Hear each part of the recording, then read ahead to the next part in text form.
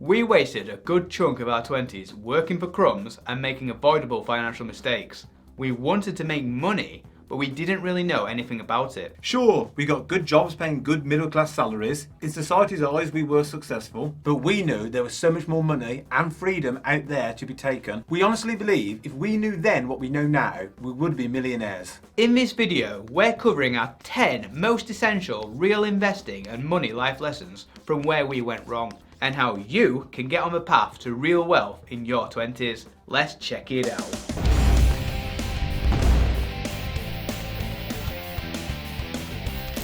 Welcome to Unshackled.com, the investment and finance channel and website that sets you and your finances free. That was Andy and I'm Ben, and if you like what we say, hit the like button and click subscribe. Number 1. Savers are losers. I shudder to think how many years I held my savings in a bank savings account. What I didn't realise was that I was destroying my wealth by around 3% per year due to inflation eating away at it. You lose money when it's sat in a bank account. We now know that it's safer to hold your wealth in investments when it's invested for the long term than it is to hold it in a bank. £1,000 saved at age 20 will likely be worth just a little over £700 in today's money by age 30 if saved in a bank account. There's almost zero chance that its value would go up, whereas if invested properly, it's almost certain to go up. Number 2, the UK is 4% of the world. I missed out on so much global growth in the stock markets during most of my 20s because I was invested purely in the UK market, in FTSE 100 and FTSE 250 companies. But the UK is only worth 4% of the world's value in stocks. Many UK investors will only invest in the UK. It's okay to have a home bias if you know that market better, but to us that means maybe increasing your UK holding to 10 or 15%. Not 100. Around 57% of the world's stock market value is in the US. To not hold American companies was stupid, and to this day it's my biggest investing regret. Number 3, picking stocks is hard. Picking stocks takes a lot of time to learn to do properly. With a full-time job and a social life, it's unlikely that you have the time to monitor and fully understand a range of stocks. I certainly didn't. To do it properly takes a lot of time to research each company, not to mention the time it takes to learn the required skill set to pick stocks and knowledge of money in the first place. Not to worry though, because the easiest thing in the world is to invest in ETFs instead. And many schools of thought consider them to have better returns than stocks over the long term anyway. You can invest in almost every ETF you'd ever need through a free trading platform like Free Trade. Open up an account using our special link on Unshackled.com, linked to below, and you'll be rewarded a free stock worth up to £200. For details of exactly which ETFs we'd invest in, check out our recent video on how to invest £10,000 after this one. We'll link to it in the description below. A cool resource for stock pickers that we found is whalewisdom.com, a free site that tells you what big institutional investors have been buying in the last few months. In the US, big investors worth over $100 million are required to report publicly what they bought, sold and held every quarter, known as a Form 13F. Here, we can see Warren Buffett's Berkshire Hathaway investment portfolio. Looks like in Q1 2020 he was selling banks and buying airlines, but we know from the news that he sold them in Q2. There's also a really cool heat map feature, which combines all the 13F reports in America to show visually the hottest stocks. Because it's backward looking, it's no good to use as a guide for buying stocks today, but it is informative to check against your own portfolio, to see if what you thought was a good pick was also mirrored by the big boys. Number 4. Learn money, not a job. We spent 4 years at university learning how to do a 9-to-5 job.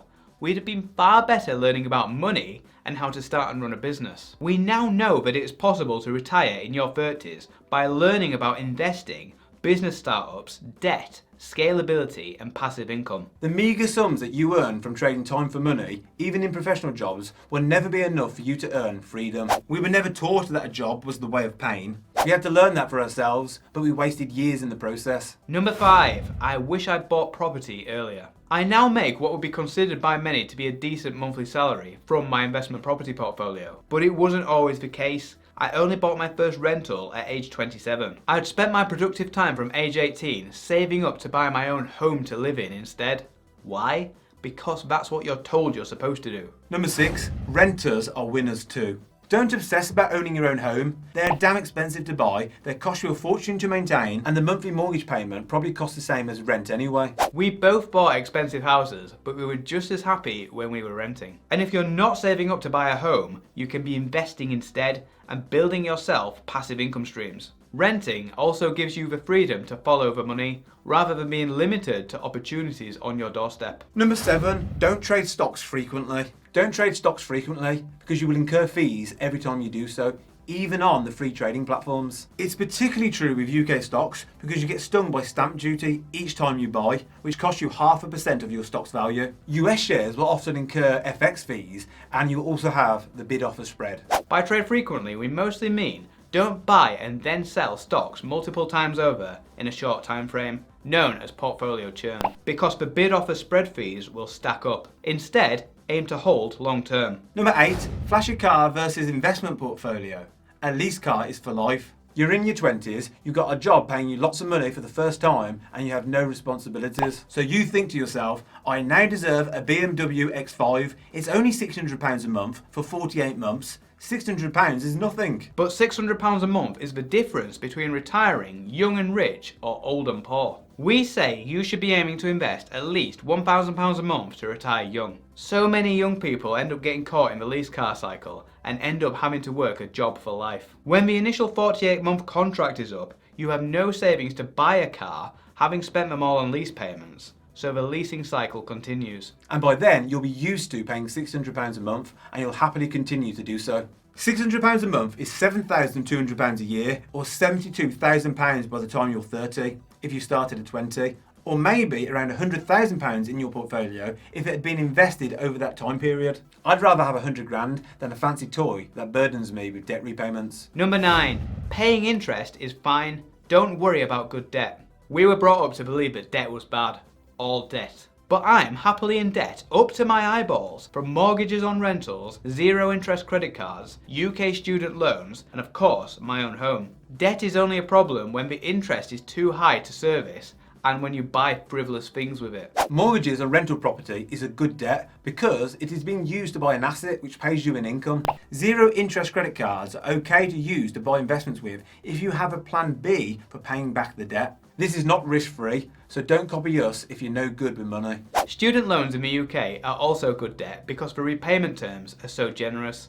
If you think they're not, try comparing them to any other form of debt. But whether you got value from your course in Mickey Mouse or David Beckham studies is a different matter entirely. Number 10, start talking seriously with your mates about business ideas. As we've said, making linear money from a job is a non-starter. If you're fortunate, you'll get promoted regularly in a job and your money life path might look like this. Money drawn from a business, however, might look like this over time. A business can be scaled to reach more and more people, hence your income as a business owner can grow almost exponentially. We only started working towards scalable income when we were 29. Almost a decade of dedication to linear income growth had gone to waste sitting at an office desk working for someone else. We'd advise our 20-year-old selves to stop dreaming about business ideas and just start trying some of them out with like-minded friends. Like motivation at the gym, motivation to build your own source of income is easier if you're doing it as a team. Question of the day, what do you wish you had known at 20 that you know now? Let us know in the comment section. Thanks for watching. On this channel we talk a lot about personal finance, investing and all things money. If you want to see more great content, please click the subscribe button below. This is moneyunshackled.com. See you next time.